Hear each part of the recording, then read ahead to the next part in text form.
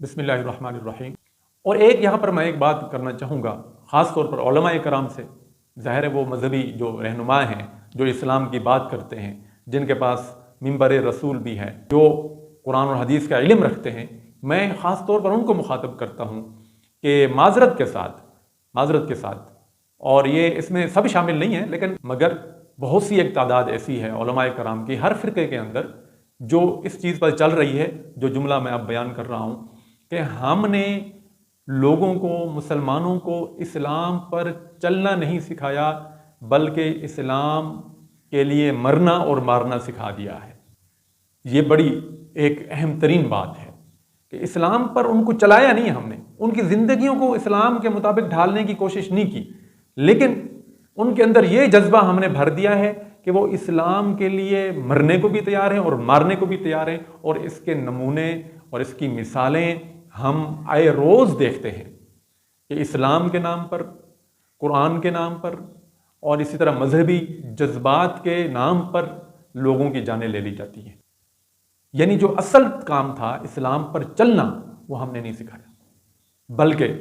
ہم نے ایک تشدد کا راستہ ان کو دکھا دیا، تشدد کا طریقہ ان کو بتا دیا، اور وہ ہم نے ان کو راستہ دکھایا کہ جس پر چل کر اسلام بھی بدنام ہوتا ہے، مسلمان بھی بدنام ہوتا ہے۔ نبی اکرم صلی اللہ علیہ وسلم کی زندگی دیکھیں، باقاعدہ نبوت ملنے سے قبل نبی اکرم صلی اللہ علیہ وسلم کی جو 40 سالہ زندگی ہے، اس میں آپ صلی اللہ علیہ وسلم کا حسن اخلاق پیش کیا گیا۔ آپ صلی اللہ علیہ وسلم نے اپنا کردار پیش کیا، اپنا اخلاق پیش کیا، جس کی وجہ سے آپ کو صادق اور امین کا خطاب دیا گیا۔ اور اس کے بعد بھی نبی اکرم صلی اللہ علیہ وسلم پر جب وحی کا سلسلہ شروع ہوا، اور جب نبی اکرم صلی اللہ علیہ وسلم نے لوگوں کو اسلام کی دعوت دینا شروع کی، تو مجھے بتائیں کہ کتنی ان پر مصیبتیں آئیں، کتنے مظالم انہوں نے برداشت کیے، کتنی تکلیفیں برداشت کی، لیکن اسلام کی کافروں کے ساتھ جو پہلی جنگ ہوئی، جنگ بدر، وہ آپ صلی اللہ علیہ وسلم کو نبوت عطا ہونے کے 15 سال بعد ہوئی۔ 15 سال بعد۔ تو ان 15 سالوں میں آپ صلی اللہ علیہ وسلم نے صحابہ کرام کو، مسلمانوں کو اسلام پر چلنا سکھایا، ان کے دلوں میں اسلام کی اطاعت، ان کے دلوں میں قرآن کی اور اپنی اطاعت ایسی پختہ بٹھا دی کہ وہ ایک ایک عمل اسلام کے مطابق اور آپ صلی اللہ علیہ وسلم کی سنتوں کے مطابق کرتے تھے۔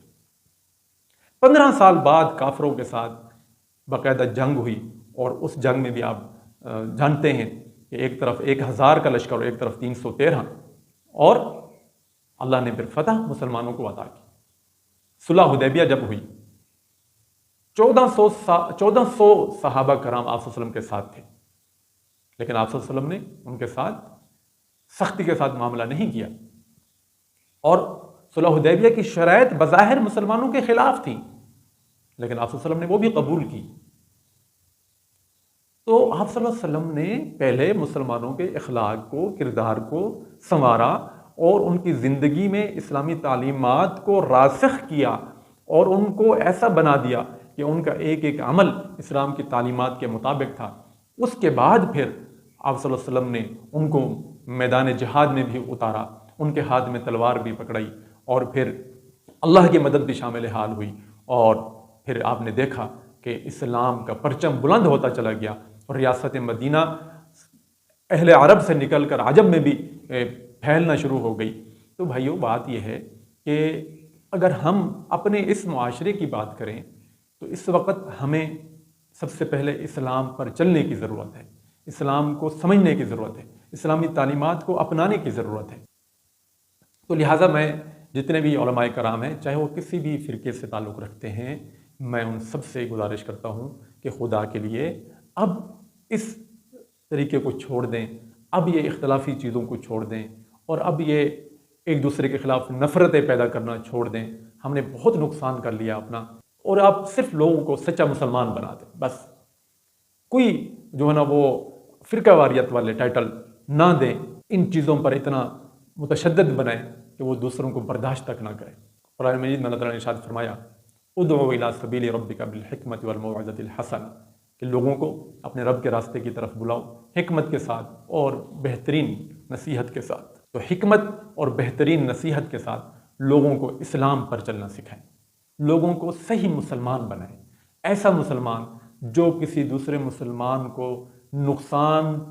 پہنچانے کا سوچ بھی نہ سکے، ایسا مسلمان جو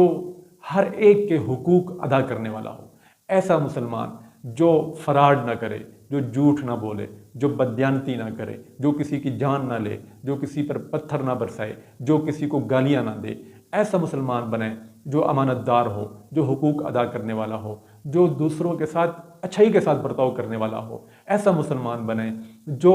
زیادتی برداشت کر لے لیکن کسی کے ساتھ زیادتی اپنے ہاتھوں سے نہ کرے، کسی کا حق نہ کھائے، کسی کے حق پر ڈاکہ نہ ڈالے، اور ایسا مسلمان بنے